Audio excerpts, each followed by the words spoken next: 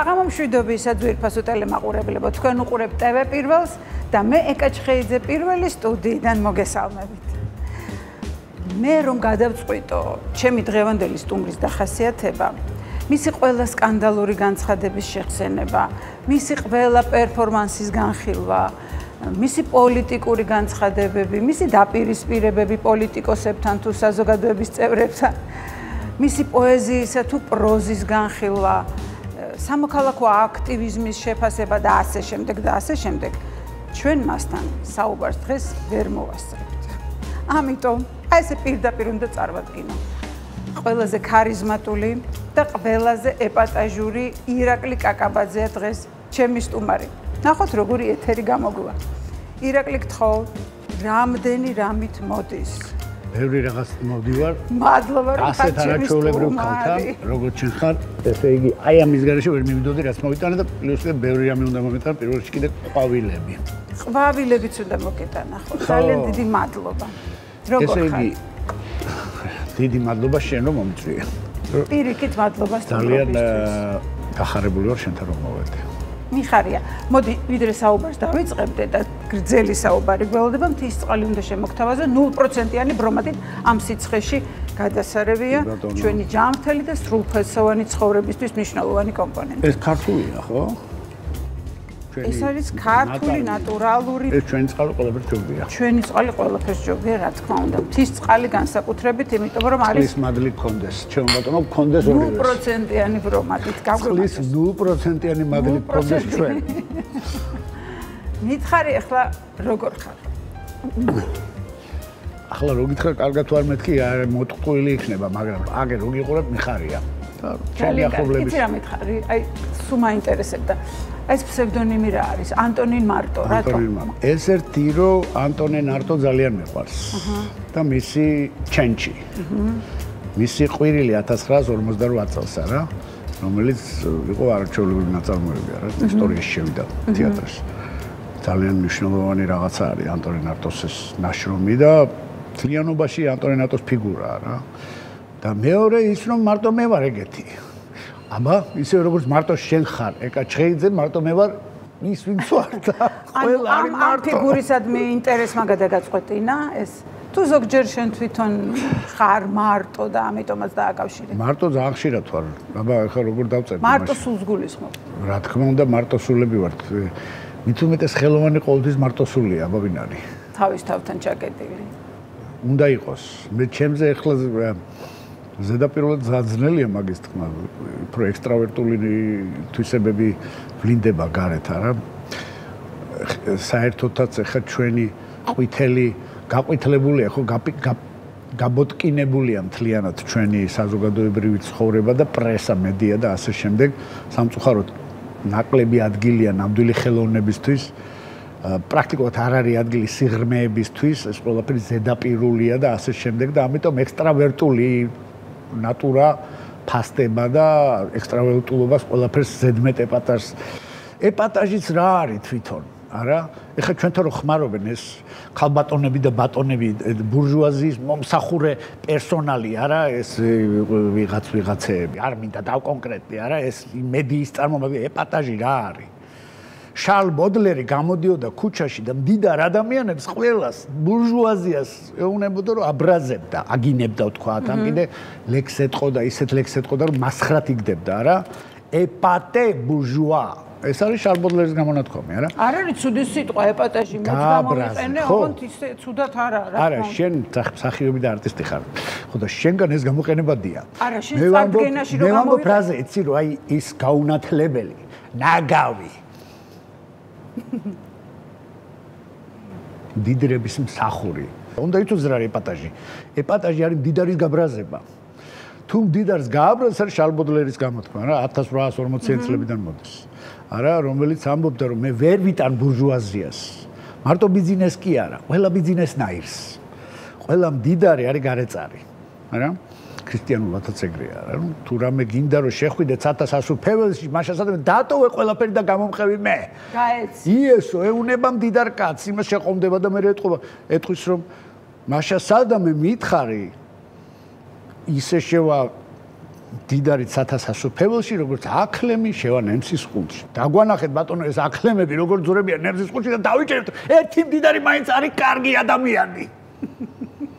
აი ეს არის ეპატაჟი. გალაქტიონის დასცინოდა მუდმივად მდიდრებს. საერთოდ დიდარი და პრივილეგირებული ყოველთვის გარეწარია. არ შეიძლება გქონდეს პრივილეგია, მხოლოდ შეიძლება გქონდეს პრივილეგია სიკვდილის მერე, საიქიოში. ნამდვილი ხელოვანი შექსპირი თქვათ, არა? გეთახმები, ხო? ესკილე და ასე შემდეგ. უპირისპირდება ამ პრივილეგირებულობას, უპირისპირდება იერარქიას. თავისებურად ხმაურობს ესე თქვა. ბოდლერმა სწორედ ეს თქვა, რომ ეპატაჟ, არა ეპატე ბურჟუა.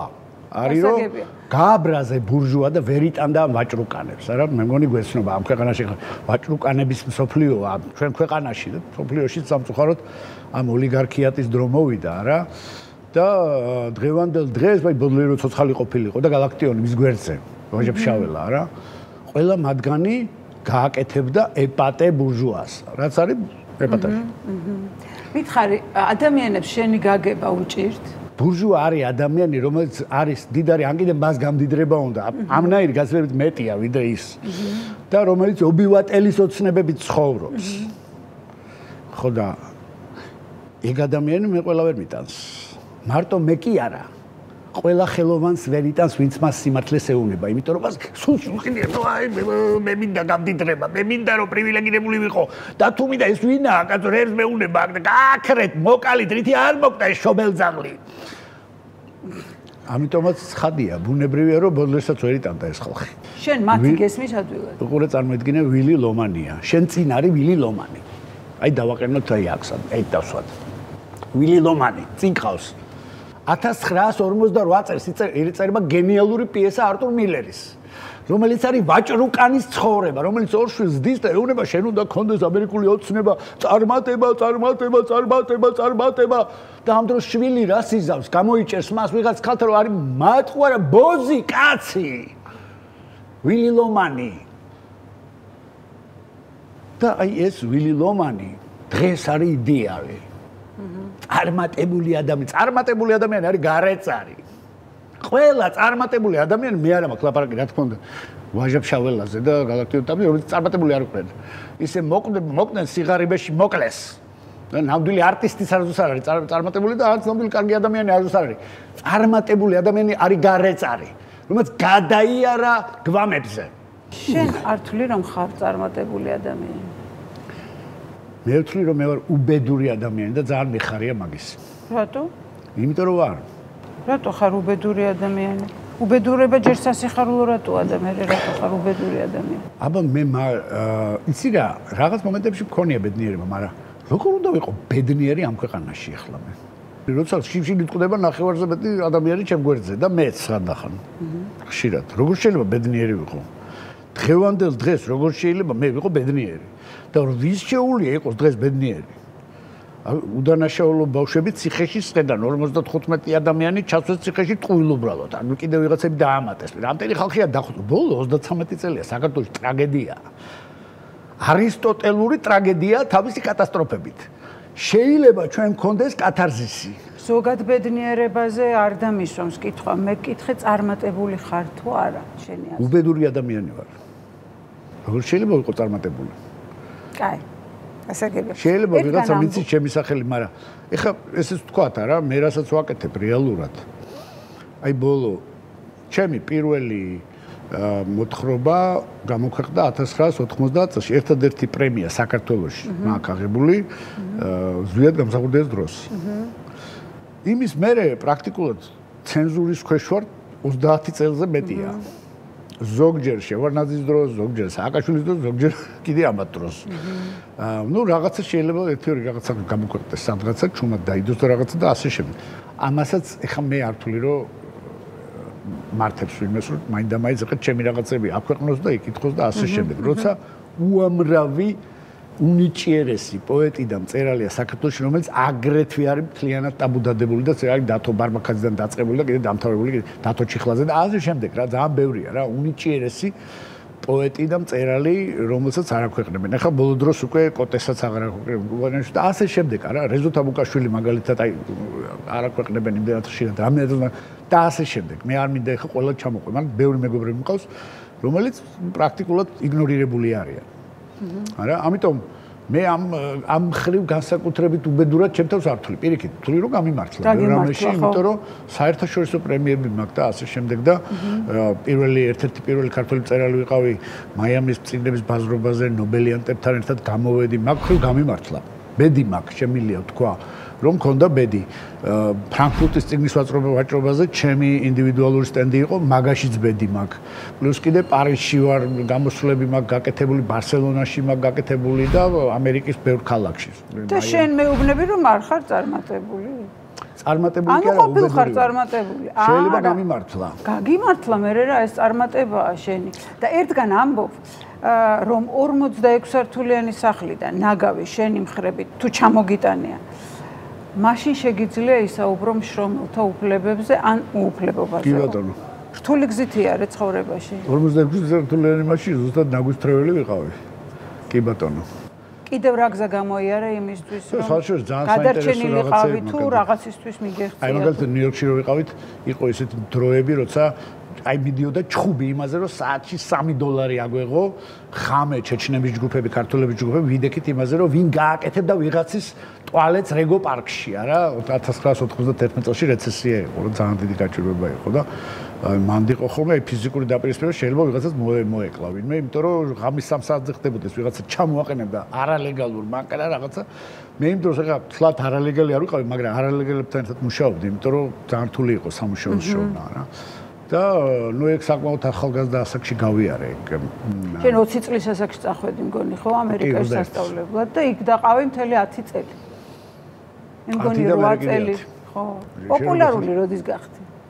და ეს პოპულარობა შენი სურვილი იყო თუ ცხოვრება მოიტანა, შენი ცხოვრების წესმა მოიტანა? რა ვიცი, ეხლა ვინმე რო გითხრას ეხლა რომ ჩემი სურვილი არ იყო და ეხლა წმიდანი ვარ და მაგარი ვარ ძალიან და რაღაცა ეს რო მე ბავშვობიდან მქონდა რამდენიმე სისუსტე. ერთ-ერთი მათგანი იყო რომ გიждდებოდი ლამაზ ქალებს. ეხლა იმათ რო ყურადღება მოექცია, ჩემთვის ყოველთვის მინდოდა. ცხადია, აქედან გამომდინარე, რამე თუ ამაში დამეხმარებოდა, მიხაროდა. ორი აზრი არ არის და მეორე მხრივ სხვა სურვილებიც მქონდა რაღაცა.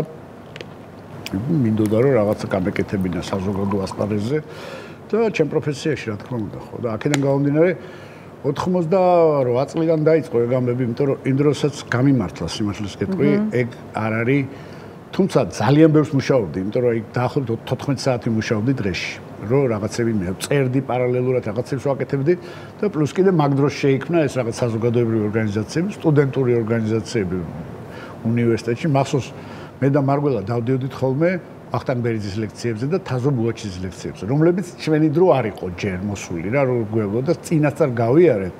მახსოვს ნიკა ვაჩეიშვილი იჯდა და კიდევ რაღაც ჩვენი ახლობლები ისხდნენ იმ კლასში აკადემიაში სადაც დავდიოდით, რენესანსს ვესწრებოდით და ქართულ ხელოვნებას ვახტანგ ბერიძის მთელი კურსი გავიარეთ 86-87 წლებში. პირველ კურსზე ვიყავით მაგ დროს და ეს ძალიან დიდი ბედნიერება იყო მართლა ამ ხელა ადამიანებთან, როგორც თაზო ბუაჩიძეა, როგორც ვახტანგ ბერიძეა და ასე შემდეგ. მე უკვე ლერი მჭედლიშვილი და სხვადასხვა, მე აკაკი ბაქრაძე და ასე შემდეგ ამ ადამიანებთან ურთიერთობა და მე რა თქმა უნდა ზვიად გამსახურდია და მერაბ კოსტავა. ეს ჩემთვის ერთ-ერთი ყველაზე დიდი სასწავლებელი იყო ცხოვრებაში, მათთან ურთიერთობა და ამ ადამიანებთან მაგ მხრივ შემიძლია ვთქვა, რომ ნამდვილად გამიმართლა და ნამდვილად ბედნიერი ვარ.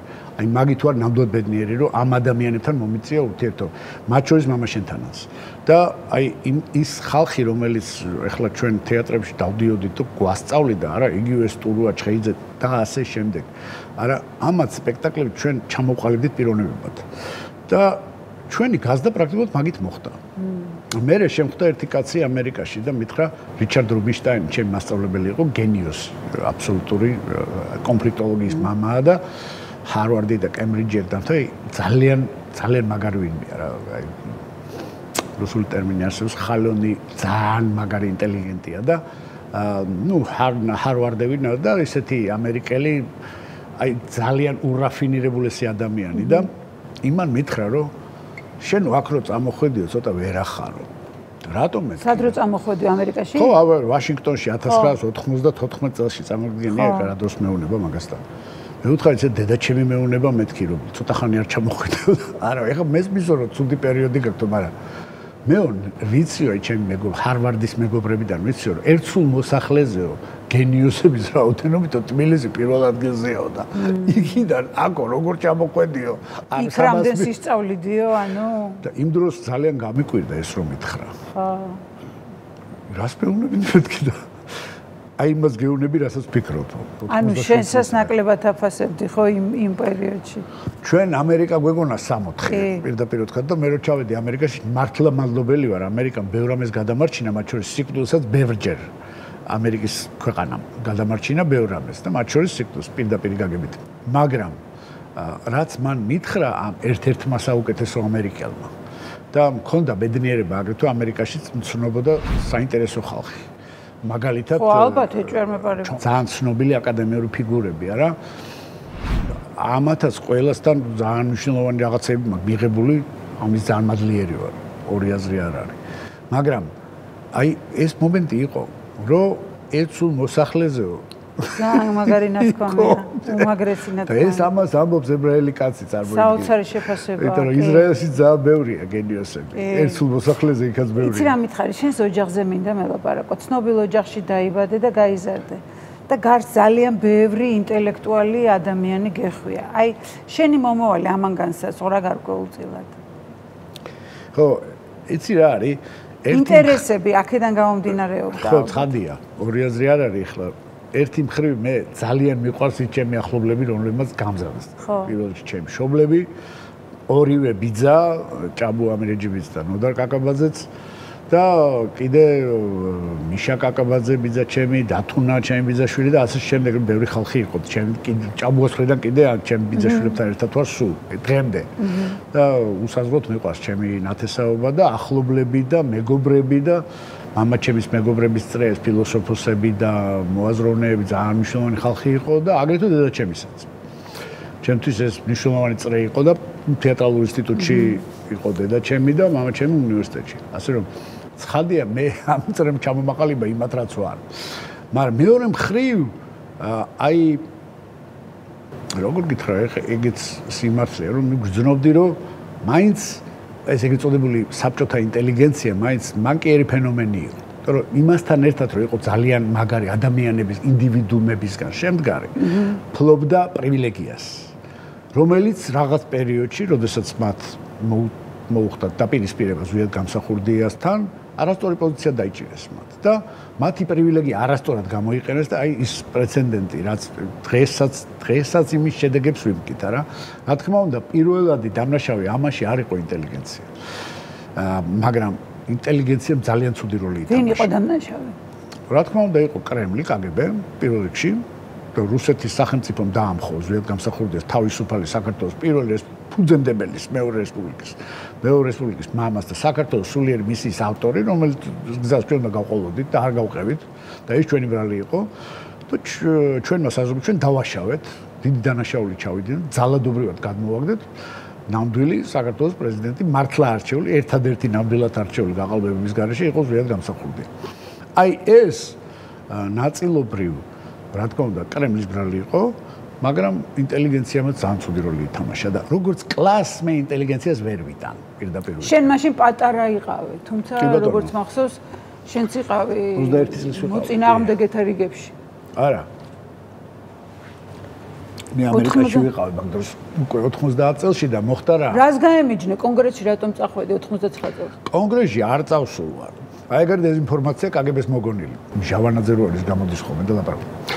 ქრონოლოგია იყო ეგეთი. მე და გოგა კალანდაძე, ჩვენი ქრისტიან-დემოკრატიული კავშირის წევრი, ვიყავით იქა. მაისში ჩამოვედით უკან და ამ დროს მოხდა განხეთქილება, ჩვენ რო ამერიკაში ვიყავით. ფორუმში მოხდა გაყოფა, ზვიად გამსახურდია გადის ფორუმიდან მაისში და ჩვენ ჩამოვდივართ მაისის რაღაც 10-15-ში და ამ დროს ეწყობა ის კონგრესის ის გადაღებული ყრილობა, სადაც ჩვენ სიტყვით გამოვედით. ჩემი სიტყვის ჩანაწერი არსებობს. სადაც ჩვენ გამოვდივართ და მხარს უჭერთ მრგვალი მაგითის კონცეფციას, რომ უნდა იყოს ერთი არჩევნები და არა ორი არჩევნები. ამაზე ჩემი სტატია გამოქვეყნდა 2 ივნისს 1990 წლის. ამაზე მოხდა მე ჩხუბი გია ჭანტურიასთან და ასე შემდეგ, საკმაოდ სერიოზული განხეთქილება მოხდა. სამწუხაროდ გიას არ ესმოდა, რომ ეს იყო სამოქალაქო ომის. ჩვენ პირდაპირ დავაფიქსირეთ ჩვენი პოზიცია. გოგა კალანდაძე იყო, დათო გამყრელიძე იყო სხვათა შორის და ჩვენი პოზიცია იყო აშკარა. მრგვალი მაგიდის პოზიცია არის სწორი. არ შეიძლება ორი არჩევნები, იმიტომ რომ ორი არჩევნები გამოიწვევს სამოქალაქო ომს. ჩვენ ყველამ უნდა მივიღოთ მონაწილეობა ერთ არჩევნებში. ეს იყო ჩვენი პოზიცია თავიდან ბოლომდე. ოღონდ ჩვენ ვცდილობთ, რა თქმა უნდა, მე რომ შეგვერიგებინა გია და ზვია და ასე შემდეგ, დავდიოდით ივნისი, ივლისმა ჩაიარა ასე, ბოლოს ჩვენ მივიღეთ მონაწილეობა უზენაეს საბჭოს არჩევნებში. ბლოკი თავისუფლების სახელით უბრალოდ მე არ მქონდა უფლება მონაწილეობის მიღების არჩევნებში. ამიტომ ჩვენ გამოვედით პირდაპირ კონგრესის წინააღმდეგ და ვთქვით, რომ ეს არ უნდა იქნას გაკეთებული, იმიტომ რომ ეს გამოიწვევს სამოქალაქო ომს და პირდაპირ კგბ-ს დაკვეთა. რომ ეს და ამას ამბობდა ზვიადის, ამას ამბობდა ჩვენც და ყველა ჯამთელი თქუაზე, ვინც იყო სხვათა შორის ნოდარ ნათაძეც და ასე შემდეგ, არა? ვინც მიიღო არჩევნებში მონაწილეობა და მე შეიძლება ოპოზიციაში გადავიდე და ასე შემდეგ, მაგრამ იმ პერიოდში ბევრმა საღად მოაზროვნე ადამიანმა თქვა, რომ ეს კონგრესი არ შეიძლება, იმიტომ რომ ეს არის პარალელური სტრუქტურა და ეს არის სამოქალაქო ომის გამომწვევი. და ამიტომ დაუპირისპირდით ჩვენ ეროვნულ-დემოკრატიულ პარტიას და ყველა დანარჩენებს, ვინც იმ კონგრესში იყვნენ, იმიტომ რომ ეს იყო პირდაპირი შესრულება იმისი, რაც კრემლს უნდოდა. ამან გამოიწვია საბოლოო ჯამში ის სამოქალაქო გამორჩეული სამეგობრო ყავდა. ისეთი ადამიანები შეიკრიბეთ ერთად, რომლებსაც ქვეყნის ცხოვრებაში მონაწილეობის მიღების სურვილი და პრეტენზიაც ჰქონდათ. კი ბატონო. შენი ბავშვობის სამეგობროს გულისხმობ. გიორგი მარგველაშვილი, გიომ გელაძე, ლევან ვასაძე და ასე შემდეგ. თქვენ წრეში ეგრეთ წოდებული ლიდერი ვინ იყო მაშინ იმ დროს? კი, ყველა ლიდერია. ყველა ლიდერია, ვინც იქ არის. უფრო მეტნი ვიყავით ვიდრე 6-ნი, იმიტომ რომ ის 6 ის გაზეთ თბილისში გამოჩნდა და მე მანდ იყო რეზიკო თაბუკაშვილის, ნიკო რურუაც დადიოდა, ძალიან ბევრი ხალხი იყო მანდ. ეგრე არ იყო მარტო 6 კაცი ვიყავით და მორჩა. ეს არ იყო დახურული წრე. ბევრი ხალხი იყო, ანუ რეალურად იქ იყო, რა ვიცი, 30-ზე მეტი ადამიანი და მე ჩვენ სტუდენტურ მოძრაობას შევერთით და ასე შემდეგ. მე ძალიან მიხარია, რომ აი ამ საოცარ პიროვნებებს ვიცნობ და ძალიან ბედნიერი ვარ, რომ გამიმართლა ცხოვრებაში, რომ ეს ბავშვობის მეგობრობა ალბათ განსაკუთრებულად ძლიერია. ყველა მათგანი უნიჭიერესი ადამიანია, ყველა თავის გზაზე დგას, ახლა და მინდა რომ ყველა ძალიან გაკავშირებთ ერთმანეთს და ახლა რა ხდება თქვენ სამეგობროში? ახლაც კარგი ურთიერთობა გვაქვს, ახლა რა თქმა უნდა, ყველა თავის საქმეს აკეთებს. მაგრამ, ნუ, როდესაც ხვდებით ერთმანეთს, კარგად ხვდებით და ასე შემდეგ. ხომ არ გაიყო თქვენი გზები? სად უნდა გაყოფილიყო? ჩვენ არასდროს არ დავშლილ ვართ და არც არსად ვარ მივდიოდით რაღაცა ერთად. ხშირად ნახულობთ ერთმანეთს? ანუ ჩვენ რაც გვინდოდა და რისთვისაც ვიბრძოდით, ეს იყო საქართველოს თავისუფლება. მე დარწმუნებული ვარ, ყველა მათგანს ისევ დღესაც ის იბრძვის ამას თავისებური გზით მიდის აქეთკენ, არა? და რაც შეეხება დანარჩენს, ჩვენ ხელოვნებამ გაგვაერთიანა, რა და ეს არის მნიშვნელოვანი. და ჩვენ ვიყავით ასე ვთქვათ, აი მაშინ მირმინდონელები ვით ვიყავით, აქილევსები ვით ვიყავით, რა? მაგენაზე ვთქვათ და თუმცა ეს არ იყო სწორი, ალბათ ჰექტორები უნდა ყოფილიყავით, არა? აქილევსი მაინც თავდამსხმელია და ჰექტორი იცავს თავის სამშობლოს.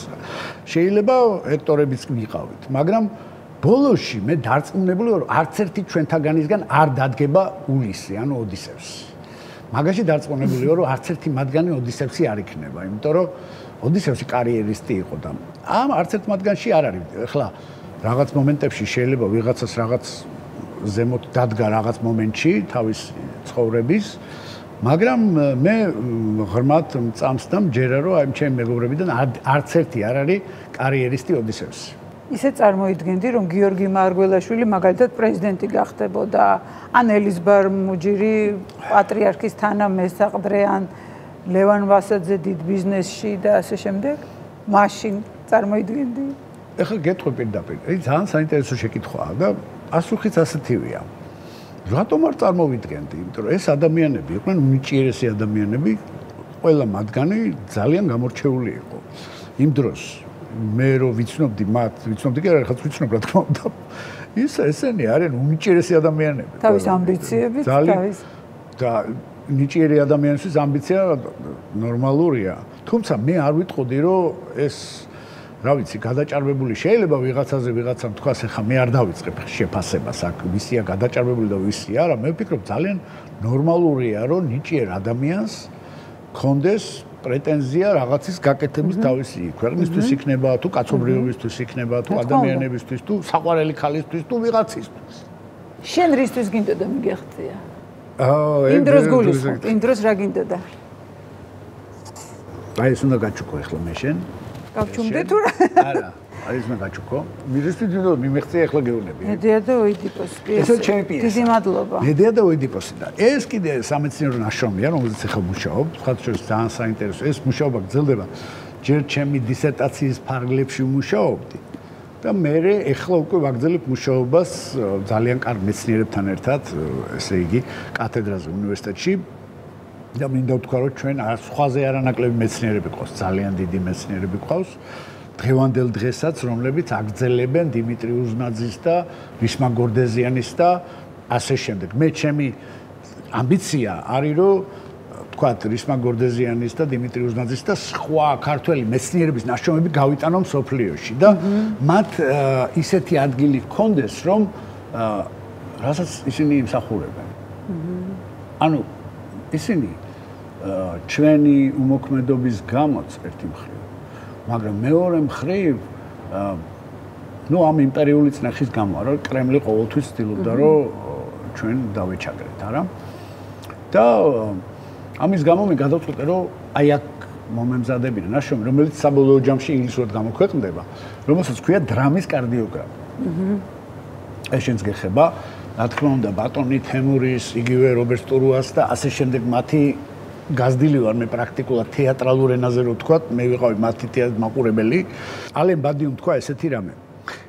თუ თეატრი, ჩვენ დრამა მოვკალით და ჩავანაცვლეთ ის უნიჭო თოქ-შოუებით და საპნის ოპერებით, კაცობრიობა მოკვდება. თუ ჰამლეტი ჩაანაცვლა თოქ-შოუ და საპნის ოპერამ კაცობრიობა კვდება. აი ეს არის გენიალური ნათქვამი 2013 წელს არის დაწერილი წიგნი თეატრის რაფსოდია. ესე ქვია დღევანდელი დღის უდიდესი ფილოსოფოსი ალენ ბადიუ. დღეს თავის ადგილი აქვს თოქ-შოუსაც და თეატრს თავის მაყურებელი და ეს შეგვიძლია პოლიტკორექტულობით თქვა, მაგრამ მე პირდაპირ სიმართლის მქელი კაცი ვარ, არ მიყვარს ახლა ეს რაღაცა პოლიტკორექტულობა. ძალიან ბევრი მე თვითონ წამიყვანია თოქ-შოუ. ყველას თავის ყველა სფეროს თავის თოქ-შოუ. მე ვამბობ იმას, რაც თქვა ალენ ბადიუ, მაგრამ ვიმეორებ, ციტირებ. ალენ ბადიუმ თქვა ესეთი რამე, რომ დღევანდელმა კომერციულმა ვილი ლომანის და ჭორვილი ლომანის კულტურამ, არა ვილი ლომანი და ჭორვილი ლომანი როგორ ახლოა ერთმანეთთან, არა ეს ვაჭრის არტურ მილერის ვილი ლომანი და ჩვენი ჭორვილი ლომანი, არა? აი ამ ვაჭრუკანებმა ნამდვილი კულტურის სიკვდილი უნდა, იმიტომ როგორ ივაჭროს მაშინ? მან ხო შენით და ჩემით უნდა ივაჭროს როგორც ლეშებით. მაგრამ შენ ლეში არ ხარ, შენ ხელოვანი ხარ, შენ ცოცხალი ადამიანი ხარ. და ცოცხალი ადამიანი ყველა ამ ადამიანში ცხოვრობს. ყველა ადამიანში ცხოვრობს გენიოსი, რომელსაც ხელოვანი აცოცხლებს. ამაზე ლაპარაკობს ბადიუ. აი რა უნდა იყოს ჩვენი ამბიცია დღეს? ძალიან მაღალი ვერ იქნება, იმიტომ რომ კაცობრიობა არის დაუპირას. კაცობრიობა კარგავს თეატრს. და კაცობრიობა არის ბირთვული კატასტროფის ზღვარის წინაშე. ამიტომაც მე გავაკეთე ეს შრომა, რომელსაც ქვია დრამის კარდიოგრამა, სადაც განვიხილეთ 12 გამორჩეული პიესა. ბევრი მათგანი საქართველოში დადგმულია. პირველი არის ჰომეროსის ილიადა, რომელსაც რატომღაც ეძახიან ეპოსს, მაგრამ სინამდვილეში არის ტრაგედია და როგორც დრამა ასე განვიხილე და ჩავატარე გამოკითხვა. საკმაოდ დიდი დრო დამჭირდა, 2.5 წელი ვატარებდი ამ გამოკითხვას თითოეულ ამ სპექტაკლს. მეორე დრამა არის ესქილეს მიჯაჭვული პრომეთე, რომელიც საბედნიეროდ ახლა რამდენჯერმე დაიდგა ქართულ სცენაზე და სხვადასხვა კარგათაც დაიდგა. მესამე არის ევრიპიდეს მედეა, ცნობილი, ძალიან ცნობილი, რომელიც ბევრჯერ დაიდგა ჩვენთან. მეოთხე გახლავთ ოიდიპოს მეფე სოფოკლესი, რომელიც აგრეთვე ბევრჯერ და არაჩვეულებრივად დაიდგა. სხვათა შორის დოიმ დადგა არაჩვეულებრივად. მეხუთე არის უკვე ისევ დოიმ დადგა ეს და რობიკოს ტურამას დადგა და ბევრმა სხვამაც დადგა მაკბეტი, უილიამ შექსპირის. მეექვსე არის ჰენრი კიბზენის ხალხის მტერი უკვე დიდაქტიკურ თეატრში შევდივარ, კლასიკური არისტოტელური ტრაგედიებიდან ავდივარ დიდაქტიკურ თეატრში, არა? მერე უკვე ჯორჯ ბერნარდ შოუს პიგმალიონი, მერე შემომყავს ორი ქართველი ავტორი, ვაჟა ფშაველა, სტუმარ მასპინძელი და ილია ჭავჭავაძის განდეგილი, რომელიც ჩემის აზრით არის უდიდესი ნაწარმოები და ამ ქვეყანაში ზოგიერთი ბრეყვები არაფასებენ მას, ინტელექტუალურ სახელს უწოდებენ თავის თავს და ყოველი არ მომწონს და რაღაცებს იძახიან, ეს არის სიბრიყვე, ნამდვილი, ვინც ამას აკეთებს, გამგები გაიგებს, მასალა არის, არა, შინაგან კონფლიქტზე ადამიანის, არა?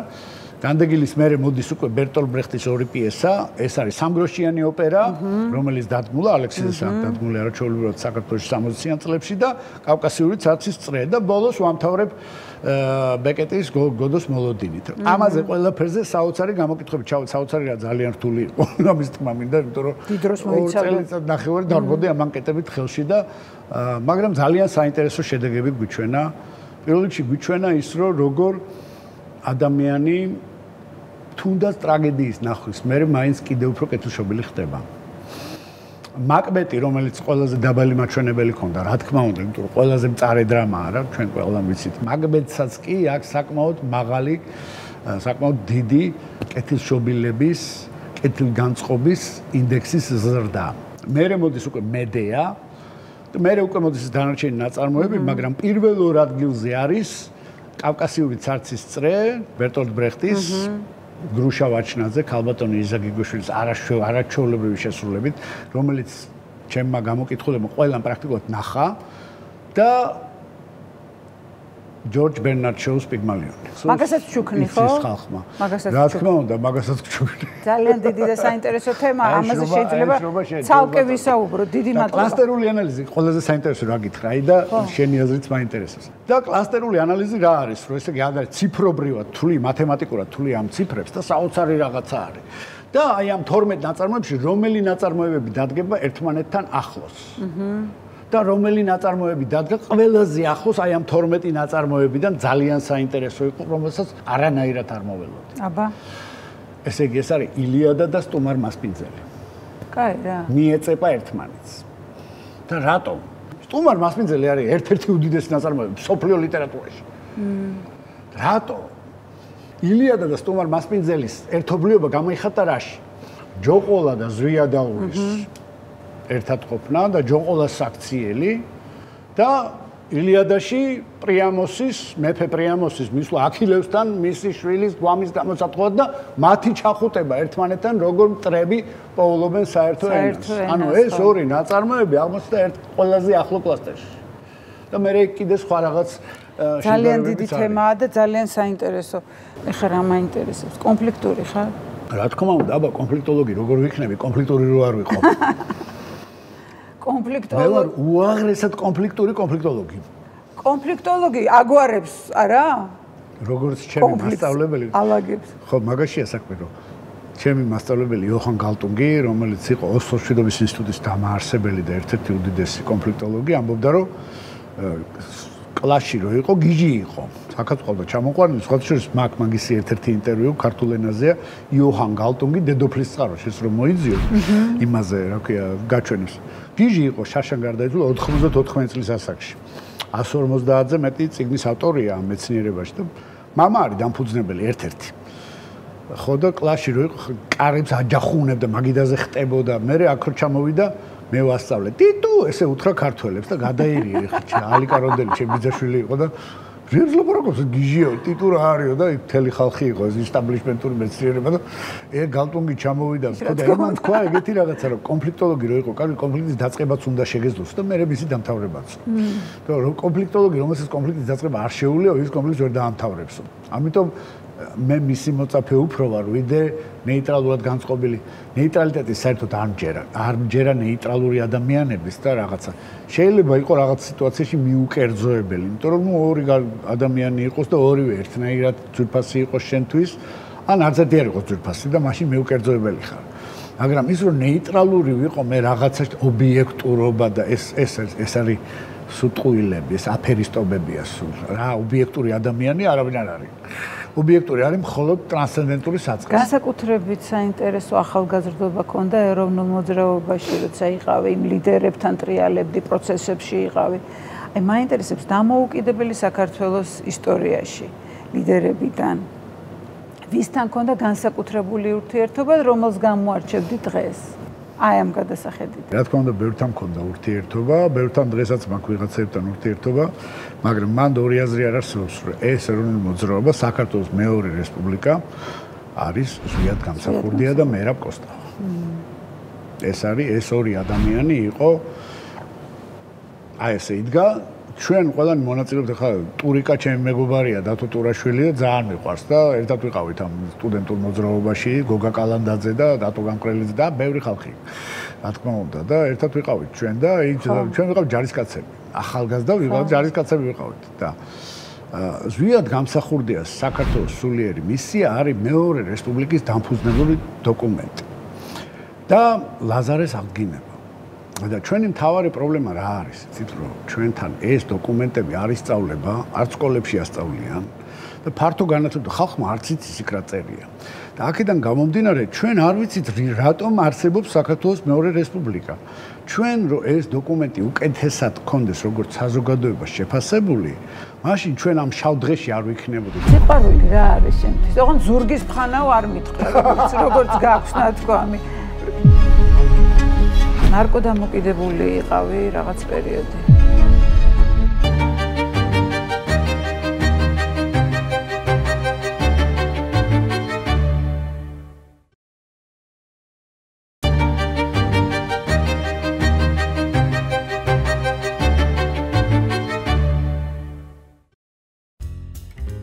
ჩვენ რომ ეს დოკუმენტი უკეთესად გქონდეს როგორც საზოგადოებას შეფასებული, მაშინ ჩვენ ამ შავ დღეში არ ვიქნებოდით, დღესაც ამ ჩიხში არ ვიქნებოდით. იმიტომ რომ ხო ვიცით რომ ჩვენ კრემლისგან მართული ხელისუფლებები გვმართავენ 1992 წლის 6 იანვრიდან სულ.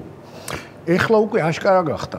ბიძინემ ვაჭრუკანა ბიძინემ მოიცილა ეს ნიღბები, იმიტომ რომ ეხლა ვაჭრას ყველაზე მეტად ეშინია თავისი ნავაჭრი არ დაკარგოს რა და ეხლა პირდაპირ გამოჩნდა და 92 წლის 6 იანვრიდან ეს ხდება.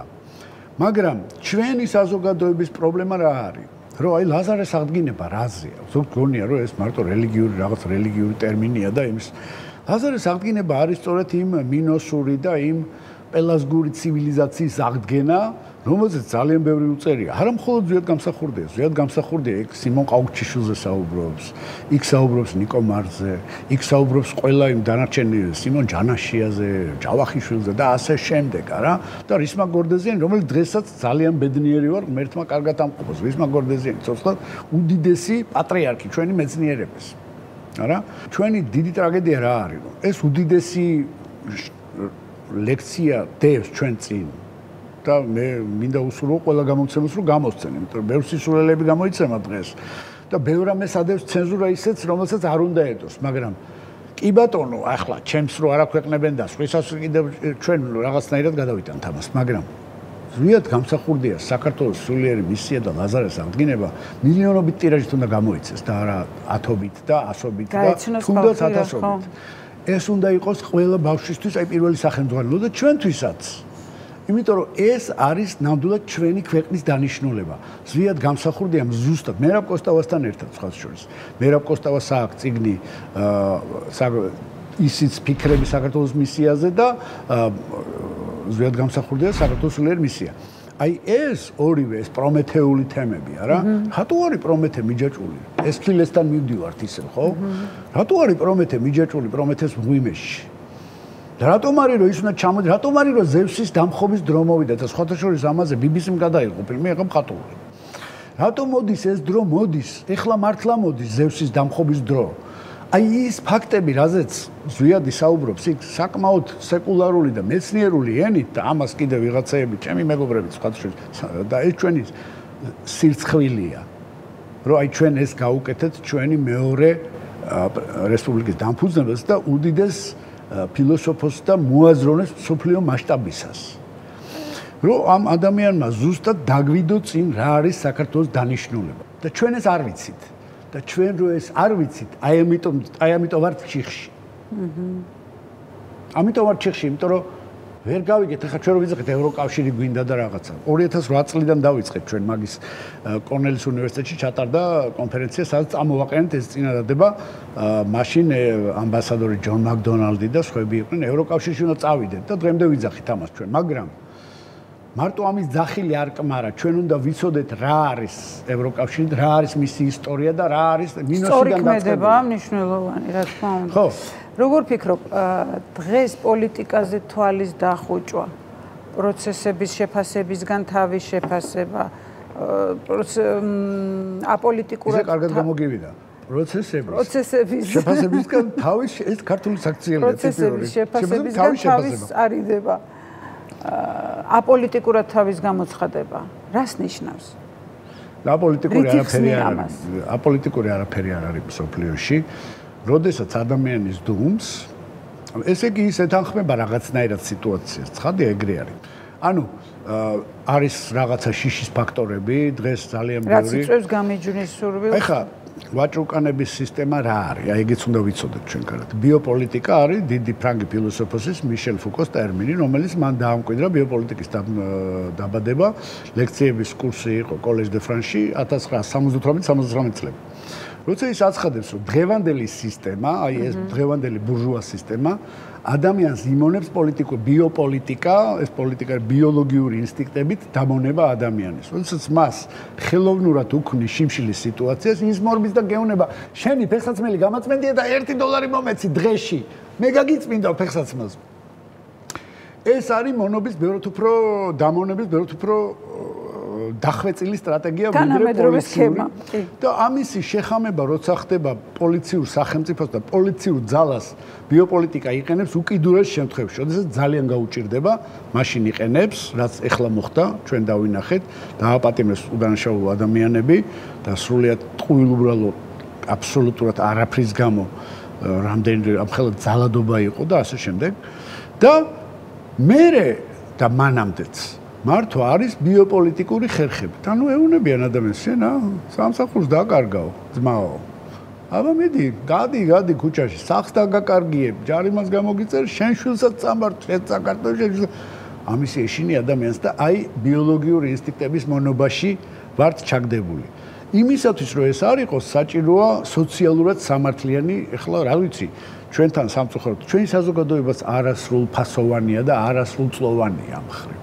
ითვლება რომ ეს რაღაც თითქოს სოციალიზმია და რაღაცაა რომ ყველა ადამიანს კეთილდღეობა გარანტირებული ქონდეს მინიმალური როგორც აქ შვედეთში როგორც აქ ნორვეგიაში ყოველთვის არგუმენტია რომ ისინი მდიდარი საზოგადოებები არიან და ჩემმა მასწავლებელმა იოჰან გალტუნმა ძალიან კარგად უთხრა 97 წელს თქვა რომ თქვენო უნდა მოგვბაძოთო ჩვენო ბალტიკურ კავშირი არსებობს აი ამ სკანდინავიურ ქვეყნებსა და ფინეთს შორის და ჰოლანდიის კუნძულებს შორის რომ მშვიდობიანი რაღაცის დაამყარეს ურთიერთობები და სოციალური სისტემა შექმნეს და ამას იძახის იქ გალტუნმა უთხრა მაშინ ალიკა რონდელმა და იმებმა უთხრეს რომ თქვენო მაინც სხვა დონე ხართ და ჩვენ ეს ჩვენი არასრულფასოვნების კომპლექსიც ხოვლინდება სულ რომ ჩვენ ვართ პატარა ვიღაცები და ისინი არიან იმან უთხრა რომ თქვენო 100 წლის წინ ისოდეთ ჩვენ არ შევდით ჩვენო სისხლს ვსვავდით პირდაპირ მნიშვნელობით ერთმანეთის ვიკინგებზე ნახეთ კინოები და ჩვენ ყველაფერს სისხლს ვსვავდით ერთმანეთს ჩვენ ერთ დღეს 1903 წელს მივიღეთ გადაწყვეტილება რომ აღარ გვინდა ერთმანეთის სისხლის დალევა და მერე გავხდით ცივილიზებულებიო და თქვენ ამ გადაწყვეტილებას სანამ არ მიიღებს რომ თქვენმა მოკალაკეებმა სიღატაკეში კი არ გაძვრეთ სული ხო არ იყვნენ მშიერები და ორი ვიღაცა დარბოდეს აქეთი დრომასაც ვეც მიწვდები და მანქანასაც არ გაგიჩერებს დიდარი ვიღაც ნაბიჭო არის მოდიში შენთან და იმას რაღაცა უნდა თხოვო კიდე და ემათხოვრო სანამ ეგეთები იქნებით ყოველთვის ამ უბედურებაში იქნებითო უნდა გადაწყვიტოთო რომ გადანაწილდეს სიმდიდრეც შესაძლებლობებიც რომ ყველას კონდეს საშუალება რომ მინიმუმი კონდეს და სახლი კი არ გაუყიდოთ თქვენივე მოქალაქეებს, რასაც ახლა აკეთებენ, არა? და მევახშეების კი არ იყოს ქვეყანაო, იყოს ხალხისო და მაშინ ამ ადამიანებს ექნებათ შემოქმედებითი მუშაობის საშუალება. რა თქმა უნდა. სადარაზე გადის დღეს ქვეყნისთვის მთავარი ხაზი? საქართველოს სულიერ მისიაზე გადის ზუსტად. ზუსტად გამსახურდია საქართველოს სულიერ მისიაზე და ლაზარის აღდგინებაზე. ანუ ჩვენ თუ დავინახეთ ჩვენი მისია როგორც შემოქმედების საშუალებით შვიდობის და თავისუფლების და ასე შემდეგ ამგების ეს იქნება ჩვენი გადარჩენის ერთადერთი გზა. და ეს მოითხოვს ძალიან დიდი ბრძოლა, ძალიან დიდი შრომა არის, ძალიან დიდი გარჯა არის, ბევრად უფრო დიდი გარჯა არის, ვიდრე სამწუხაროდ ტყვეების სროლა. იმიტომ რომ უფრო დიდი რისკიც არის. ყოველდღიური სიცოცხლის დაკარგვის რისკია, ყოველდღიური. ეს კი არ არის, რომ ეს ყოველდღიური ომია, მაგრამ ამავე დროს შენ იცი სად მიდიხარ. ჩვენ თავარია ვიცოდეთ სად მივდივართ. და ჩვენ მივდივართ ლაზარეს აღდგინებისკენ. ჩვენ მივდივართ საქართველოს სულიერი მისიისკენ. და სწორედ ეს არის ჩვენი ქრისტიანობის აზრი. რა განსხვავებაა ახლანდელი და შენი თაობის ახალგაზრდობას შორის? ბრძოლის მეთოდებს შორის? მე ძალიან მომწონს ახლანდელი ახალგაზრდობა, ძალიან კარგები არიან. იმათ არა აქვთ ეს საბჭოთა კომპლექსები. ხა ჩვენ დროს მაგალითად კომპლექსი იყო, რომ ყველაფერი აქეთკენ ცუდია და ყველაფერი იქითკენ სამოთხეა და ასე შემდეგ. ამათ ეგეთი ილუზიები არ აქვთ. ბევრი კაი ახალგაზრდაა ძალიან. ჩემი სტუდენტები მე ძალიან მომწონს, იმიტომ რომ ესენი თავისუფალი ადამიანები არიან უკვე და მათი დაჩოქება შეუძლებელი იქნება.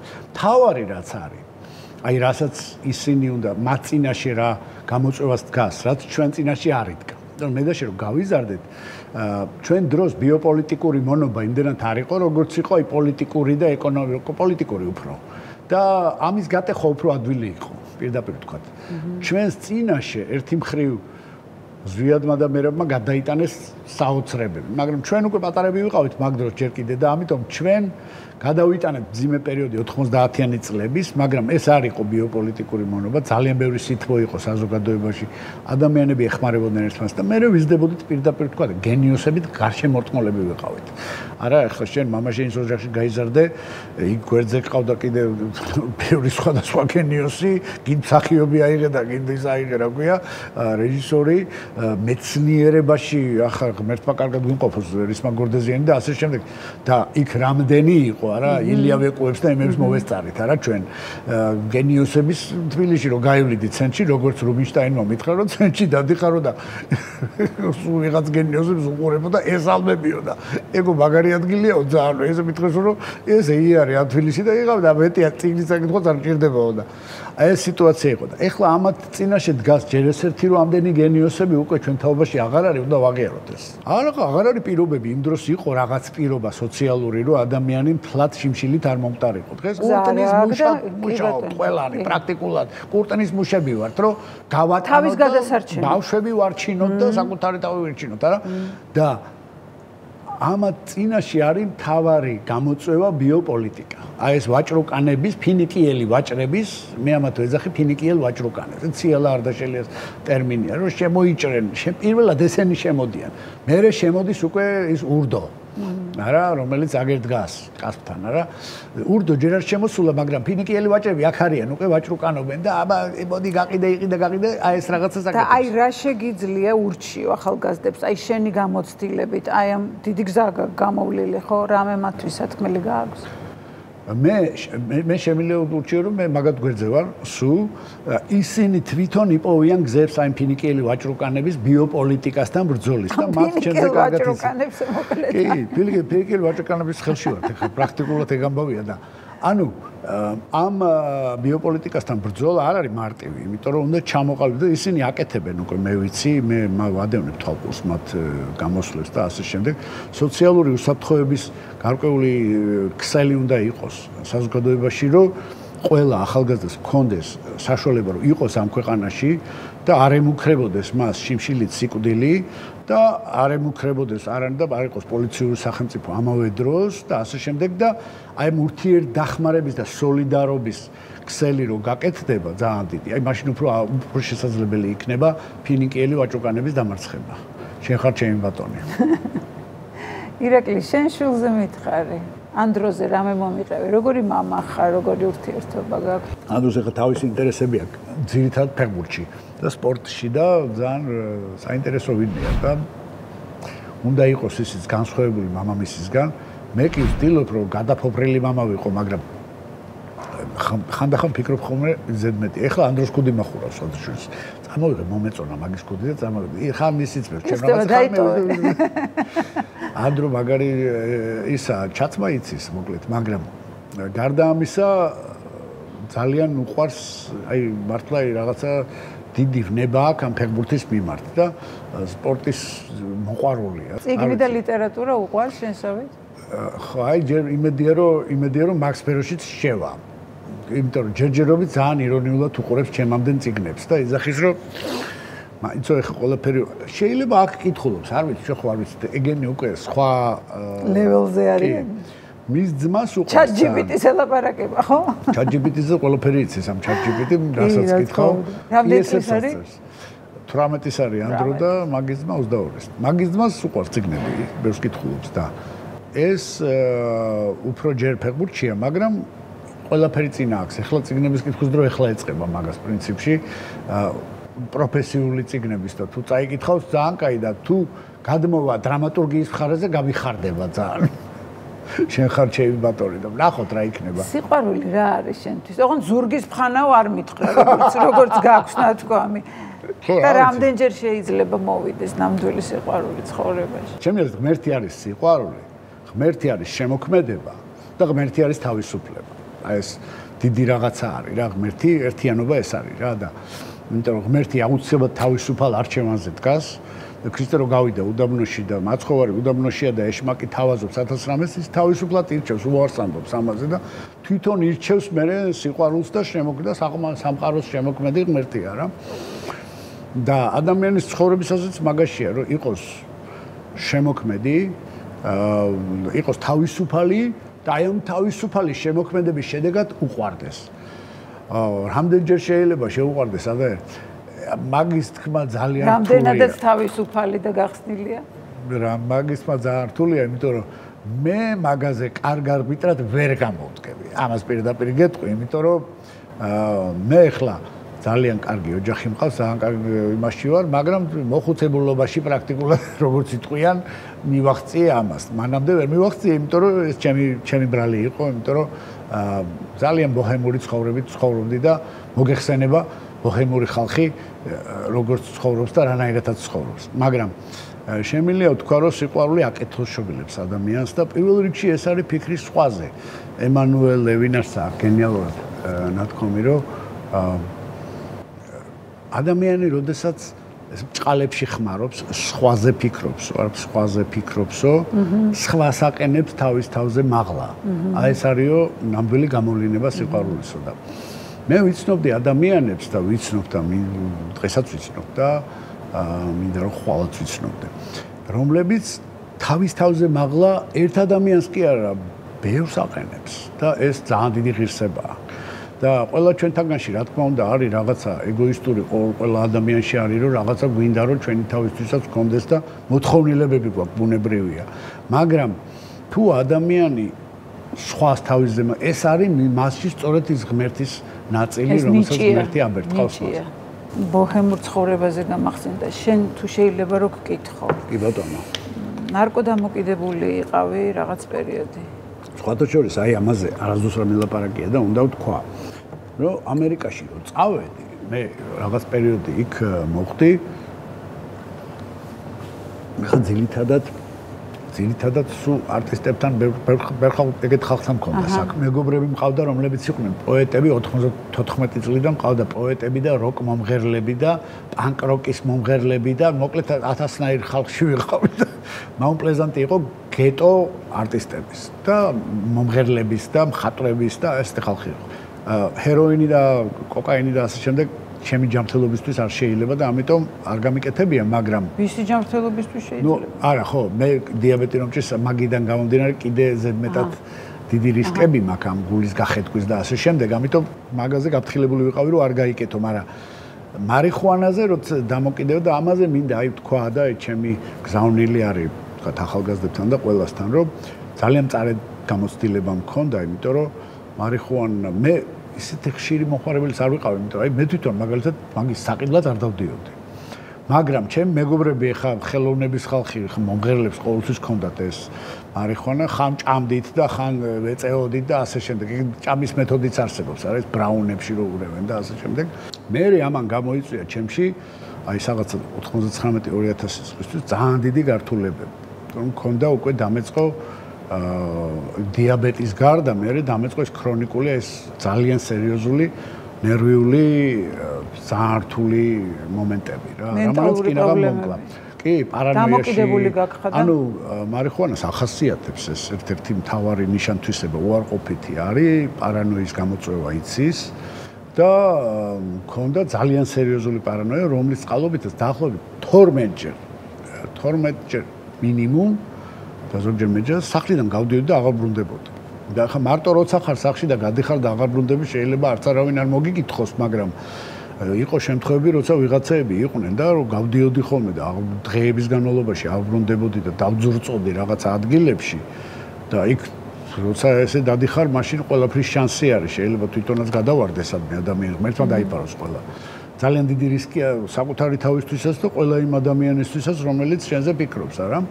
და 12 შემთხვევა მქონდა, როგორც მინიმუმ სამედიცინო თვალსაზრისით, როდესაც ვიყავი პრაქტიკულად შოკში ჩავარდი ამის მერე და ну რამდენიმე დღე საერთოდ რამდენჯერმე ერთხელ საერთოდ სულ მარტო ვიყავი და 2 კვირაზე მეტი და მე სამსახურიდან მიკითხეს და ბოლოს ჩემმა მეგობარმა რაღაცა დამინიშნა ეს რომ მოკლედ სასტრაფოში წამოყვანეს და იქ ნემსები გამიკეთეს და რაღაცეები და ძლივს გამოვედი მდგომარეობიდან. როგორ დაამარცხე ქსენი? ხო და ძალიან საინტერესოა, მე მიჭირდა ამ სცენის დამარცხება, იმიტომ რომ ეს პარანოის შეტევები და ну ეს ძალიან დიდი ნევროზული მომენტები იყო. ფატალურ შედეგებამდე შეიძლება მიიყვანოს ადამიანი ამან, არა და ეს პირდაპირ და პირველად ამაზე თვალი ამიხილა ქალბატონმა მზია გომელაურმა, რომელმაც პირდაპირ აი პატარა ინტერვიუ ჩაატარა. ჩემთვის ძალიან საყვარელი ადამიანია, აი უმაგრესი, უდიდესი ფსიქოლოგია ჯერ ეს თვითონ და საოცარი პიროვნებაა და ნუ ახლა მის ოჯახში ვარ გაზრდილი ბატონ თემურთან და გიორგი მარგველაშვილის დედაზეა საუბარი, ხო? კი და ახლა პირდაპირ ვთქვა რა, იმის მერე აი დაახლოებით 5 წელი დამჭირდა რომ ბოლომდე გამოსულიყო, თლაც მარტივი არ იყო, მაგრამ აი მე 2005 წლიდან ამ დაავადებამ გამიარა პრაქტიკულად და ნუ იმის მერე ეს აღარ დამმართნია, რომ 2005 წლიდან პრაქტიკულად უკვე 20 წელია შედარებით, რა თქმა უნდა, ახლა დიაბეტი და ავტოიმუნური და 1000 რაღაცები შეიძლება კონდეს ადამიანს, რომელიც ნერვებზე მოქმედებს. ნერვები ყველას თუდად გვაქვს და მით უმეტეს ამ ქრონიკულ, მაგრამ აი ის რაც მჭირდა ნარკოტიკის ზემოქმედების ქვეშ.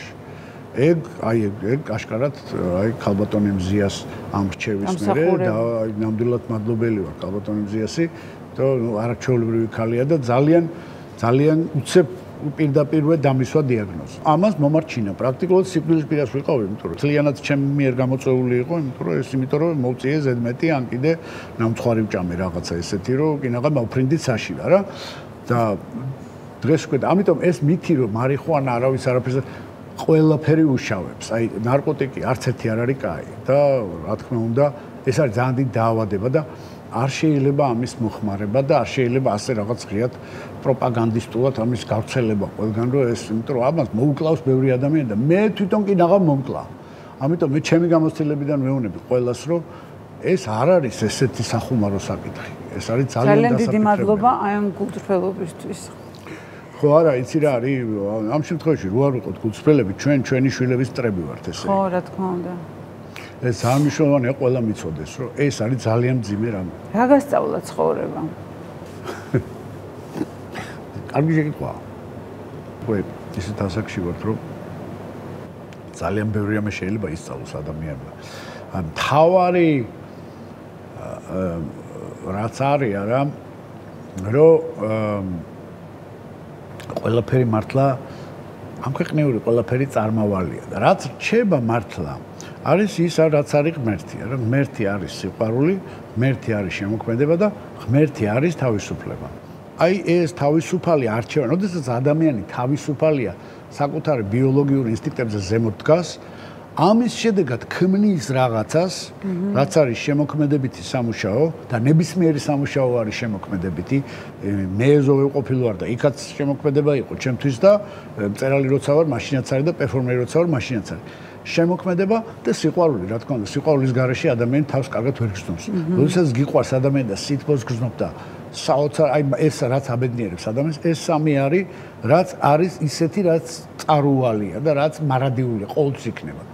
დანარჩენი ყველაფერი, აი ის რაღაც წარმატების ჭყალებში, რო ვთქვა, წარმატებები და ფულები და ასე შემდეგ რა მიდის ადამიანის ცხოვრება ყოველთვის ოღონდ-ჩოღოროა. ყველა შემთხვევაში. იგიწავა და სხვა მოვა. რა თქმა უნდა და ეს ჩვენ მივდივართ იქით და უსასრულობაში, სხვათა შორის ძალიან მაგარი ტრადიცია გქონდათ ჩვენი აი მატრიარქატის დროს რო ვიყავით მატრიარქატში ეს ქალღმერთი ნანას დროს დიონისური ბაქიანური ტრადიციები რო იყო სახელი ბახვა არის რა ბახუა ანუ ბაქის ქალების კაცი არის ანუ დიონისეს სახელი არის ბახვა არ ვიცი ეხა ბახვა ბრეგვაძე მიცის თუ არა ეგ თვითონ დიონისია მაგრამ ბახვა ბრეგვაძეს დიონისია და ჩვენ ყველანი შეგვიძლია ვიყოთ დიონისეები არა კაცის დანიშნულება არის რომ იყოს ბახვა და თუ ბახვა კარგად გამოდიოდა ქალებთან ერთად იყო ხო და ღვინოს სწავდნენ ერთად ერთობოდნენ ეს იყო გარტობის და გამრავლების პერიოდი მაგრამ ამას ისე უნდა მოქცეულიყო რომ 25 ქალი ყველა ეს სიამოვნებია და ოღონდ თუ ვერ ასიამოვნებდნენ რაც ევრიპიდეს გაუკეთეს არა ან მარკუს კრასუსს გახეთქავდნენ შუაზე ხლიჩავდნენ ამ კაცებს ვინც თუდად მოიქცეოდა ამიტომ ის უნდა გამოსულიყო ამ მდგომარეობიდან კარგად რომ ამ ქალებს სიამოვნებოდათ და რომ გამოდიოდა ეს ბატონ რისმაგის სტატია არის ძალიან კარგი ამაზე რომ გამოდიოდა ანუ კმაყოფილი იყო რომ ჯერ ესეთი რომ ცოცხალი დარჩა რა არ გახლიჩეს შუაზე და მეორე რომ ყველას ასიამოვნა არა და ბაქი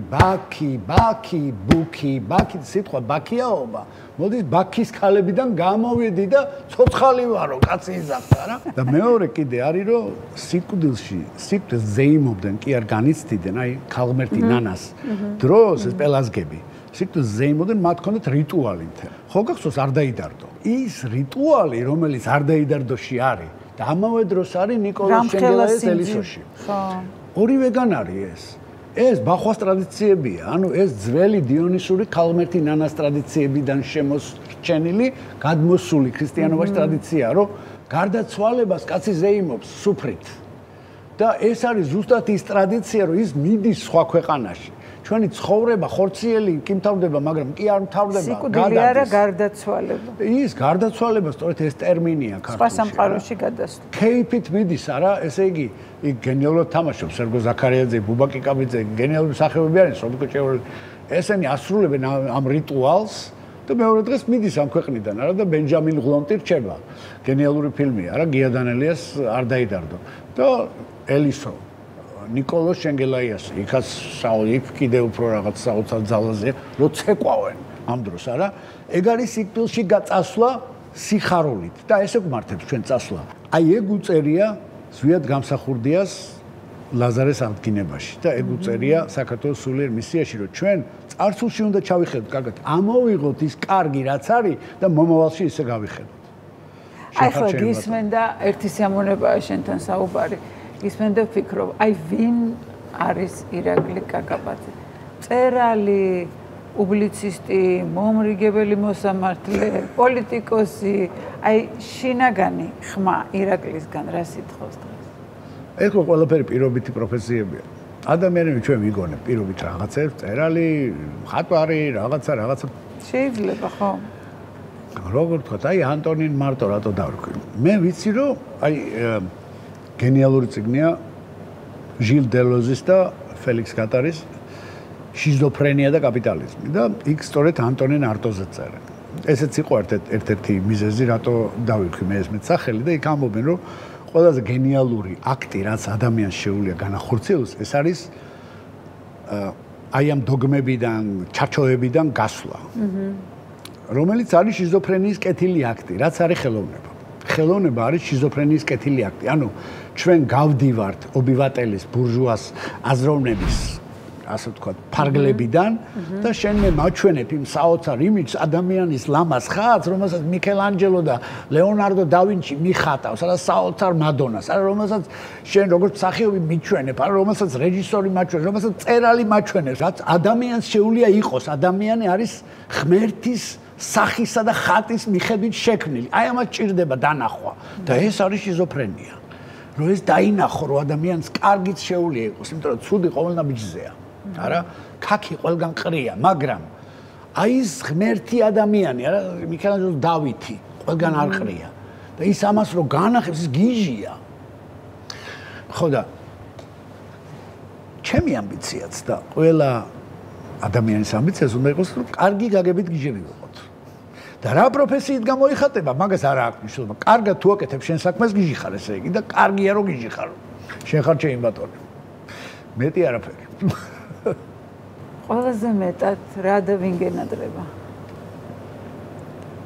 იგივე, ძალიან კაი შეკითხვა, იმიტომ რომ ბევრი ვიღაცები მენატრება, ის პირდაპირ რომ გითხრა, დამიგროვდა. ხალხი ეხლა რო ვთქვა, რომ დედაჩემი არ მენატრება მეთქი, ან მამაჩემი არ მენატრება მეთქი, ან კიდე ბიძაჩემი არ მენატრება მეთქი, ან კიდე მეორე ბიძაჩემი ხო მოვიტყუები. ყველა მათგანი მენატრება, ჩემი ძმაც მენატრება. და კიდე ახლა ეს ნათესავები იყო მარტო და კიდე ვინც არ იყო ნათესავი და საოცარი ადამიანი იყო, რომელსაც ზოგიერთი გუშინ წინ დავკარგე და ზოგიერთი იმის წინ, რა. იმდენი ხალხია წასული ჩვენ ცხოვრებიდან უკვე რომ უამრავი ადამიანი მენატრება. უამრავი. და ყველა მათგანი ძალიან მიყვარს, რა. რა ასაკში წაიკითხე დაცა თუთაშხია, ახლა მაინტერესებს. უი, ეგ არ მახსოვს. თო ძალიან დიდი ხნის წინ იყო. მაგრამ ეხლა ხანდახან უბრუნდები ხოლმე. როცა წაიკითხე, რა უთხარი ბიძას? ნუ ბიძა ჩემთვის იყო, ბიძა ჩემი ყოველთვის ჩემთვის ძალიან დიდი პიროვნება იყო და რა უნდა მეთქვა? პირდაღებული უყურებდი ხოლმე და ის სუფრებზე საუბრობდა და სუფრებზე ახალ მოთხრობებს წერდა სულ. და დედაჩემის და ბიძაჩემის ის იყო ხოლმე მაგარი. დედაჩემი უმცროსი და იყო მაინც და დედაჩემი და ჭაბუა იყვნენ ახლოს ასაკში. ჭაბუა იყო არაჩვეულებრივი სუფრის წამყვანი და ამავე დროს ქართული ტრადიციული გაგებით კი არა მარტო, აი საუბრის წამყვანი იყო ძალიან კარგი. აი რომ გესაუბრებოდა მიუხედავად იმისა, რომ მე მახსოვს ჭაბუა უკვე გადატანელი ქონდა ყელის სიმსივნე და ამიტომაც მაინც ხრინწიანად ლაპარაკობდა, ხო? ისე ლაპარაკობდა, რომ ვერ აი ესე პირდაღებული უნდა გესმინა, იმიტომ რომ საოცრება იყო და მაგრამ ერთადერთი კრიტიკოსი, რომელიც ჭაბუას ყავდა, იყო დედაჩემი, ანუ მისი და, რომელიც 3 წლით იყო მასზე უფროსი, როდამე. ხო და როდესაც ისხდნენ ესე გვერდზე და ჭაბუა რო დაიწყებდა ამბლად და მთელი სუფრა ყველანი უსმენენ პირდაღებულები, იმიტომ რომ მოთხრობას წერდა კაცი, თან სიმართლეს ამბობდა ცხადია, მაგრამ წერლის მოყოლილი ხო ის არის, რომ უნდა დაამატოს, გაალამაზოს და ასე შემდეგ და ორატორი. ამ დროს დედაჩემის ზის გვერდზე და იმას დოკუმენტურად ახსოვდა ყველაფერი. ეგენი ხო ქიქოძეებთან და იმებთან მეგობრობდნენ, გერონტი ქიქოძე იყო ჭაბუას მამიდის მეუღლე რა, ანუ ახლო ნაცრები იყვნენ და ასე შემდეგ და იმათთან დადიოდნენ და ამ ისტორიებს ხა ჭაბუა აფორმებდა ძალიან მაგრა ყვებოდა. მაგრამ იმანაც ჩაეჭრებოდა ხოლმე. ის რუსულად უსწორებდა ხოლმე. ოღონდ ან ქართლურად, ეგენი გორულად ლაპარაკობდნენ, დედაჩემის ჩათვლით. გორული აქცენტით ლაპარაკობდნენ რა. ესე არ იყო. ეს ცოტა ალამაზებს.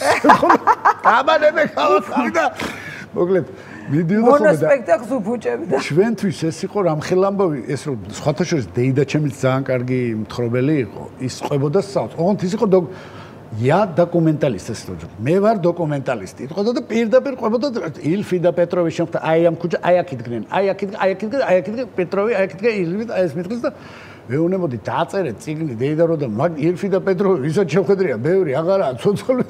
რა ვიცი დაწერე კაცო ჩაწერე მაინც ძალიან გული მწყება რომ მე არ ჩავიწერე მისი საუბრები, იმიტომ რომ საოცრად საინტერესო რაღაცებს ყვებოდა. არა და პრაქტიკულად დარჩა ისე რომ აი ჩვენ გვახსოვს მარტო ჩვენ გონებაში არის შენარჩუნებული და არა და ძალიან საინტერესო ამბები ჰქონდათ მათ. ხალხ შორის ჭაბუა იძახდა ხშირად რომ ეკითხებოდნენ ვინ არის ზარანდია, ვინ არის მუშნი და ვინ არის დათაო და ასე მწერალიო რო წესო ისიც ის არის და ისიც ის არის, ეგეც მე ვარ და ისიც მე ვარო და ეგ არის რეალურად ვერც იმას მოაკლებს ადამიანი არა იმ გმირს ზარანდია საოცარი გმირია მუშნი ზარანდია, რომელსაც უნდა რომ ემსახუროს იმ ქვეყანას სახელმწიფოს, რომელშიც გასული. ის არ არის უარყოფითი გმირი. სისტემას ემსახურება. ნუ საშინელი საქციელია, რაც ხდება, რომ რაჟასარჩიმელია, რომ აკვირდენ, რაჟასარჩიმელიობა არავის არ უნდა ცხადია. მაგრამ მუშნი ზარანდია ბევრი არის. სხვადასხვა ქვეყნის და იმპერიის სამსახურშიც, რომელიც ღირსეული მოსამსახურეა.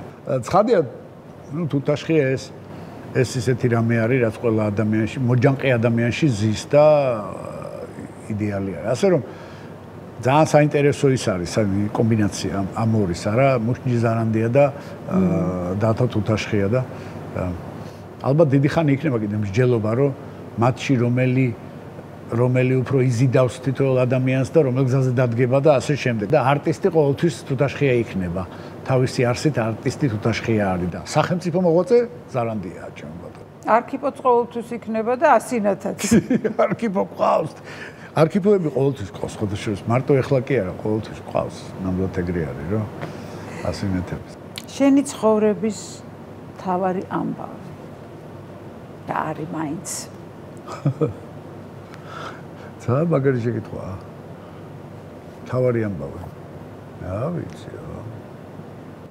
მე ვფიქრობ, რომ ეგ ცოტა ესეთი კითხვა არის რა. აი რომ დავფიქრდე ახლა ჩემ ცხოვრებაში, აი ესე რომ დავალაგოთ არა.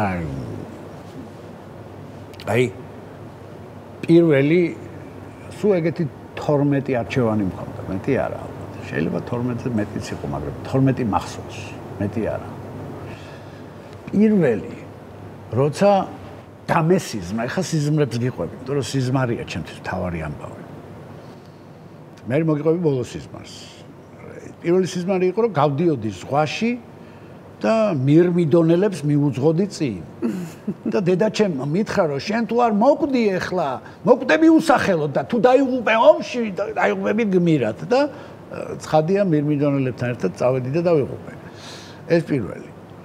მეორე იყო, როდესაც ესე იგი მეუნება ეს თან ღმერთებული კაცი, რომ მოდი რა მოვილაპარაკოთ, მაყუთიც მაქვს, ყველაფერი მაქვს და კაროჩე, ყველაფერი გექნება, აი ქალები, ისა, მაგულაობა, მაგარი ამბავი, ლიჟბი შენმე დამთანხდი.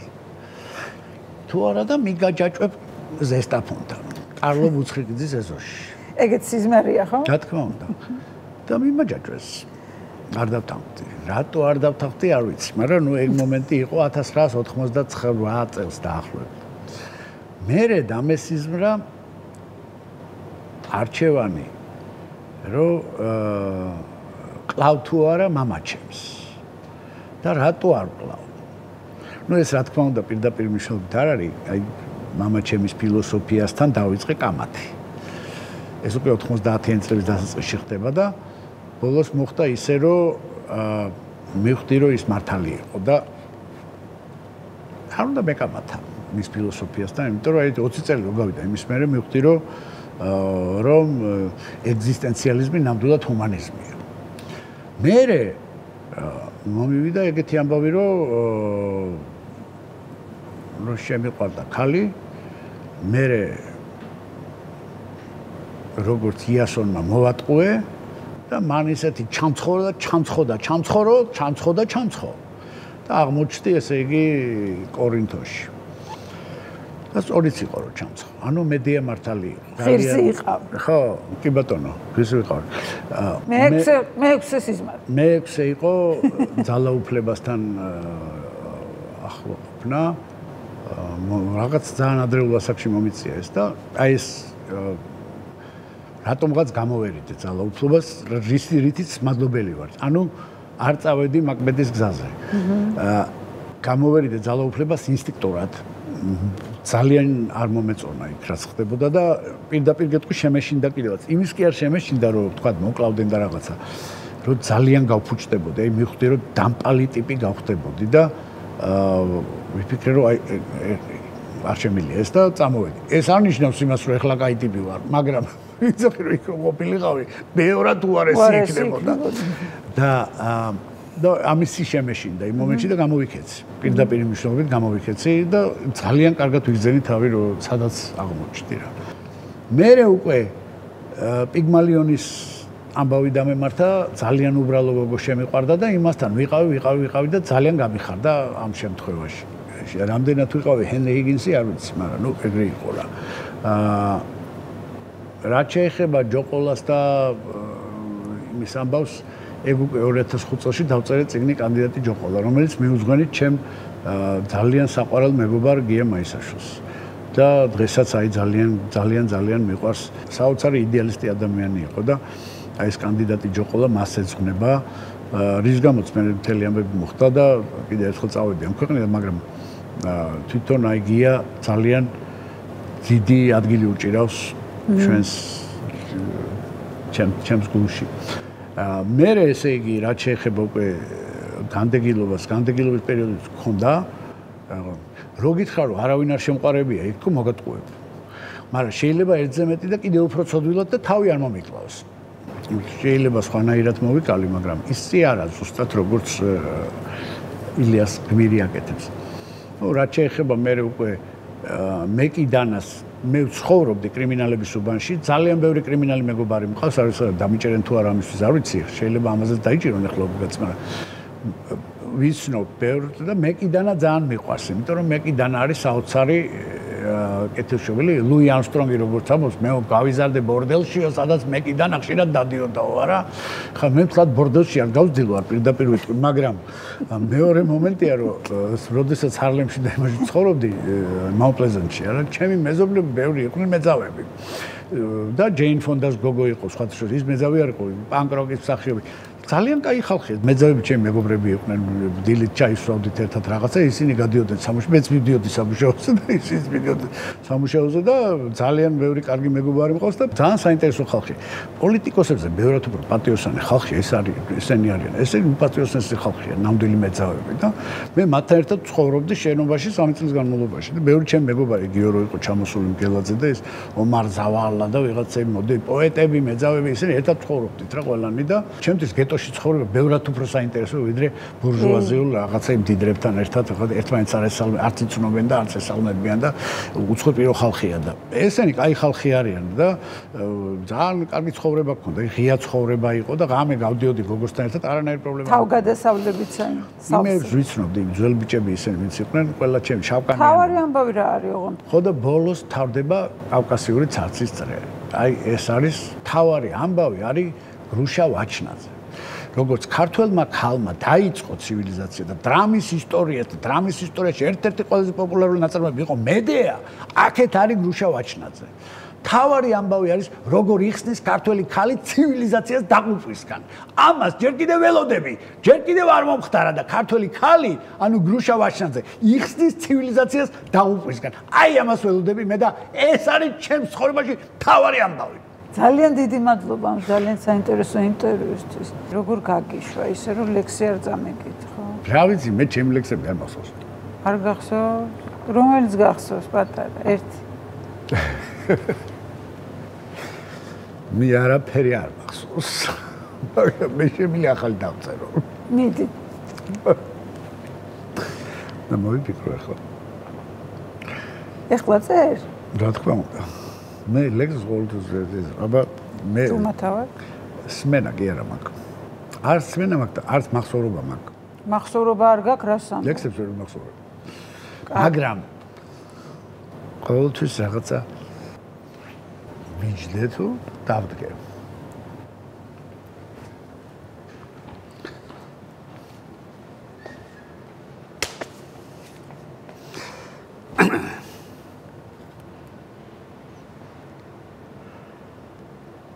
სოლონის დროიდან ჩვენ ვაძლევთ საკუთარ თავს ერთადერთ კითხვას.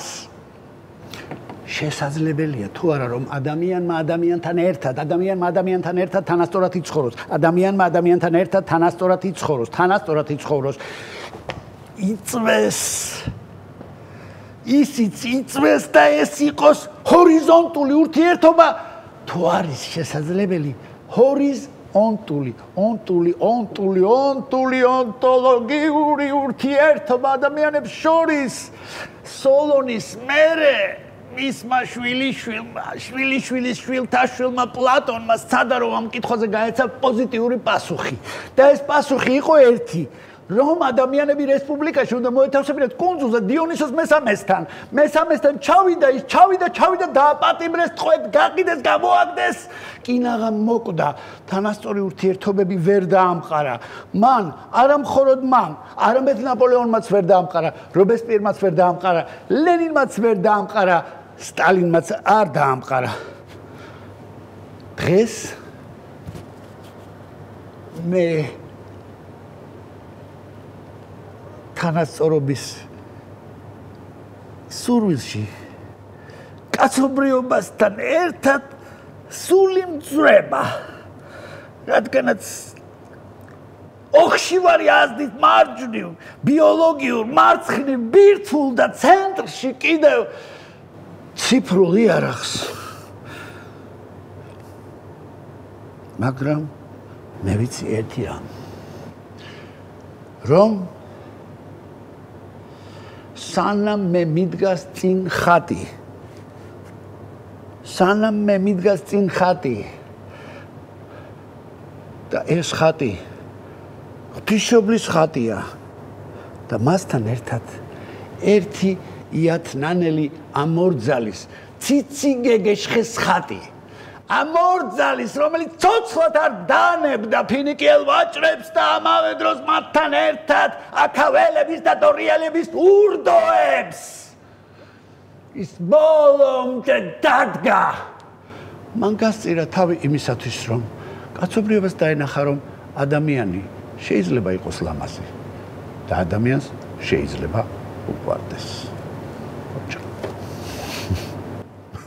ეს იყო გადაცემა პირველი სტუდია. ჩემი სტუმარი იყო მწერალი, პუბლიცისტი, კონფლიქტოლოგი, პოეტი, პოლიტიკოსი ირაკლი კაკაბაძე. მე მომავალ კვირამდე გემშვიდობები. ძალიან დიდი მადლობა. აი ძალიან დიდი მადლობა.